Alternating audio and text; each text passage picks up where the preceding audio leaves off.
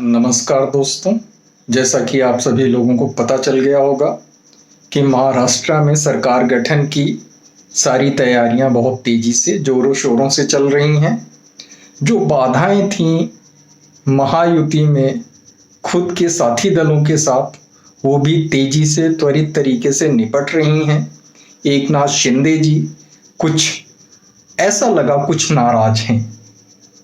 हो भी सकता है, राजनीति में सभी की महत्वाकांक्षाएं चरम पे होती हैं।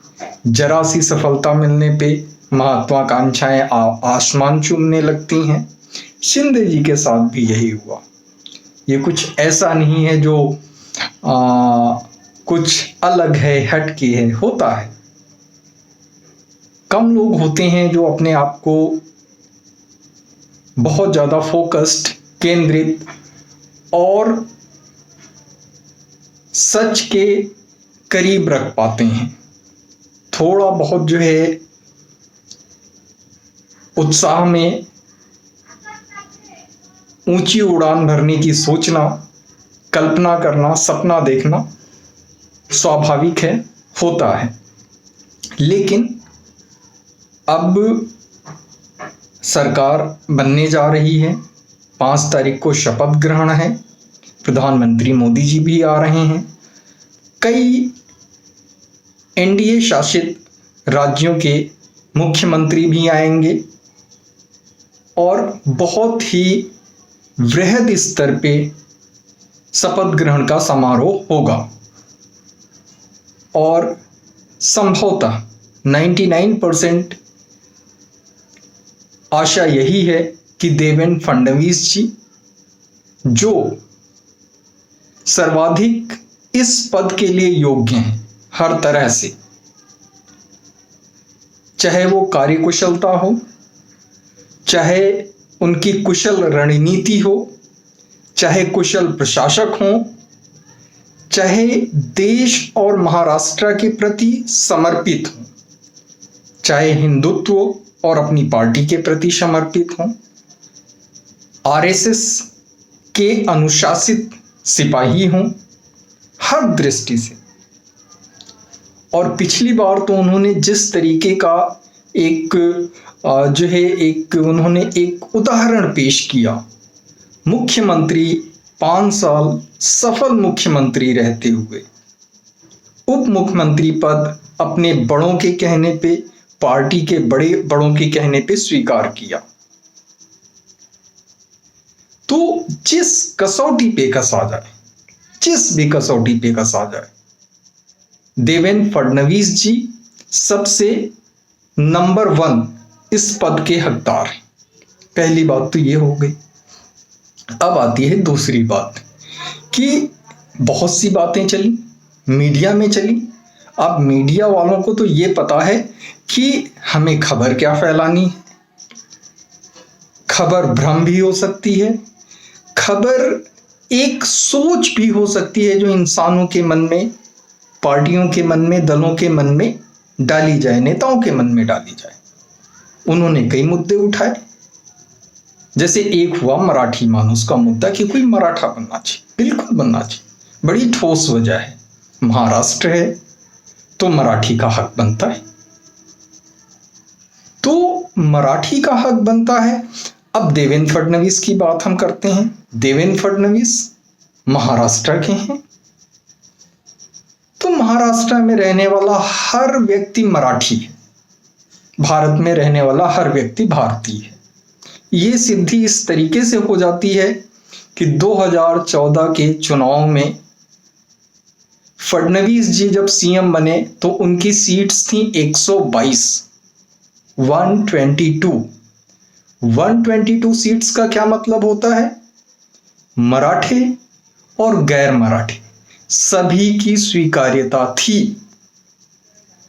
जब हम आज नारा लगा रहे हैं एक हैं तो सेफ हैं, हम बटेंगे नहीं, तो हम किसी आधार पे नहीं बटेंगे। मराठा और गैर मराठा के नाम पे भी नहीं बटेंगे। महाराष्ट्र का सीएम वो व्यक्ति होना चाहिए जो सर्वाधिक योग्य है। कोई मराठा भी हो सकता है, कोई गैर मराठा भी हो सकता है, कोई दलित हो सकता है, कोई ओबीसी हो सकता है, कोई ब्राह्मण हो सकता है। तात्कालिक परिस्थिति में आज के समय में जो हमारे पास सबसे योग्य व्यक्ति मौजूद है, ट्राइड और टेस्टेड, हम उसको बनाएंगे, उसको बनाना चाहिए, और वो देवेंद्र फडणवीस जी हैं। अब बात आती है एकनाथ शिंदे जी क्यों नहीं है? हैं, निश्चित रूप से एकनाथ शिंदे जी मुख्यमंत्री पद के बड़े अच्छे दावेदार हैं, लेकिन ये राजनीति है। कोई भी दल जब चुनाव जीतता है तो उनके लाखों लाख कार्यकर्ता जो होते हैं, उनकी बड़ी अथक परिश्रम होती है, बड़ी अथक परिश्रम होती है। और इतनी अथक परिश्रम करने के बाद यदि उनके दल का, उनका सर्वप्रिय, उनका लोकप्रिय नेता, जन नेता अगर जो मुख्यमंत्री की कुर्सी से वंचित कर दिया जाता है तो उनका दिल टूट जाता है, उनका उत्साह धूमिल पड़ जाता है, कमजोर पड़ जाता है। अच्छा, एक बात, अब मान लीजिए किसी राज्य में एक पार्टी है जो एक राज्य की है, तो उस राज्य में थोड़ा बहुत असर पड़ेगा, फिर कार्यकर्ताओं को मना लिया जाएगा, धीरे धीरे वो अपने दिल को मना लेंगे। लेकिन जो पार्टी, जो दल राष्ट्रव्यापी है, तो एक राज्य में जो उदाहरण पेश किया जाएगा उसका प्रभाव बाकी जितने भी राज्य हैं सब में पड़ेगा। वहां के कार्यकर्ता जो है आशंकित होंगे, सशंकित होंगे कि हम चुनाव में जो है इतनी मेहनत करेंगे अपने दल के लिए, लेकिन हमें ये जानकारी नहीं, हमें ये पक्का पता नहीं, हमें ये भरोसा नहीं हम कि हमारा ही नेता जो है मुख्यमंत्री बनेगा। तो किसी राष्ट्रव्यापी पार्टी को ये सोचना, उसके लिए ये सोचना अति आवश्यक है। उसे सिर्फ एक राज्य का नहीं सोचना है कि चलो भाई एक राज्य में कुछ ऐसे थोड़ा सा ऊपर नीचे कर लेते हैं, कुछ कॉम्प्रोमाइज कर लेते हैं। वो एक जगह ने वो एक उदाहरण पेश हो जाएगा और वो बड़ा नुकसान कर सकता है। इसलिए चूंकि फडणवीस जी 3 बार टेस्ट किए जा चुके हैं और हर बार खरे उतरे, तो नंबर फडणवीस जी का ही बनता है, दावा फडणवीस जी का ही बनता है। 132 सीटें हैं इस बार, बहुमत से सिर्फ और सिर्फ 13 कम। और अगर जो छोटे दलों और निर्दलियों को मिला लें तो 132 जो है 138, 40 तक भी पहुंचता है, और भी कम हो जाता है पूर्ण बहुमत का आंकड़ा। तो सही दावेदार, न्याय संगत दावेदार देवेंद्र फडणवीस जी ही हैं, तो उन्हीं को बनना चाहिए।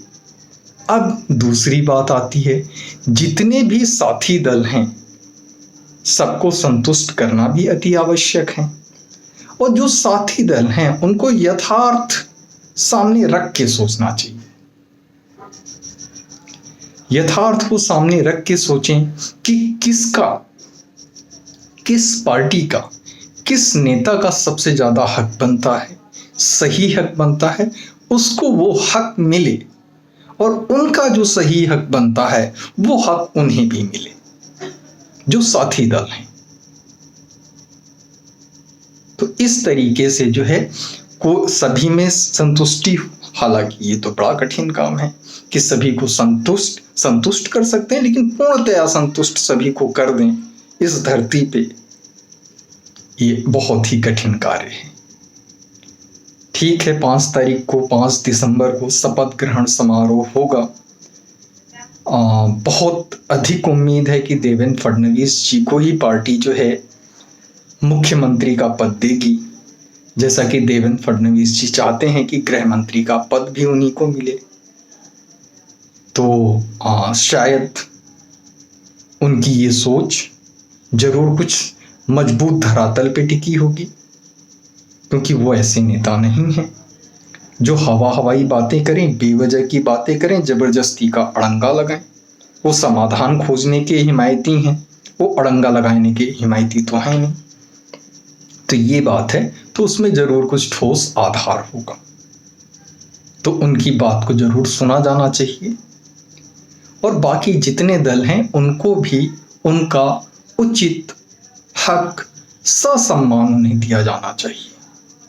अब फडणवीस जी की मुझे एक बात और याद आती है, जो मुझे उनके कुशल राजनीतिज्ञ होने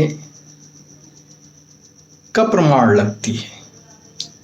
2024 के लोकसभा चुनावों में जब महायुति बहुत अच्छा परफॉर्म नहीं कर सकी, अच्छा प्रदर्शन नहीं कर सकी, तो सिर्फ देवेंद्र फडणवीस अकेले आए सामने और उन्होंने कहा, इस हार की जिम्मेदारी मैं लेता हूं।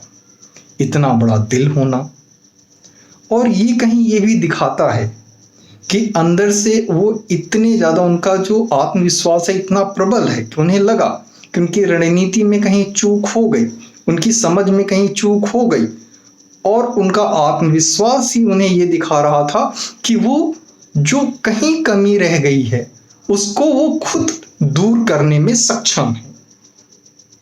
उसमें कई लोगों का वो साथ लेंगे, कई लोगों का मार्गदर्शन लेंगे, लेकिन उसको दूर करने में वो सक्षम है। ये उनका आत्मविश्वास पूरी तरीके से बताता है।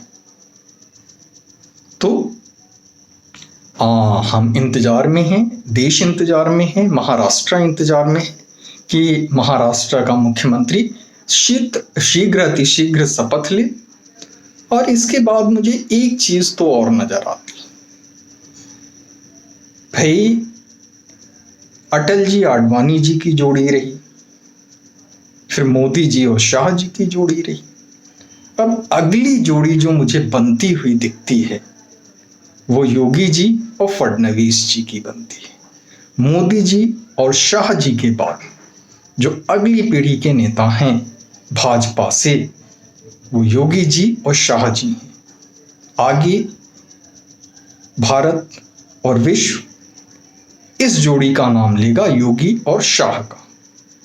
तो देखने के लिए, चैनल देखने के लिए बहुत बहुत धन्यवाद। कृपया सब्सक्राइब करें, लाइक करें और शेयर करें। नमस्कार।